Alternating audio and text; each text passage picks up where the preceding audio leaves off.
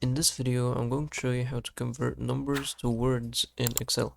So first, you have to have the Developer tab. If you don't have it, go to File, Options, Customize Ribbon, and then over here, check the Developer tab.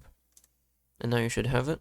So now go into the Developer tab, click on Visual Basic, insert Module, and now paste in this code.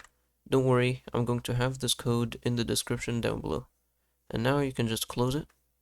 And now what you want to do, just equal sign numbers to words, and you'll see it right here. And just select the cell with the number and close it up. And that's it. So now, as you can see, 0 is just nothing, and negative numbers are still the same number without the negative in front of it.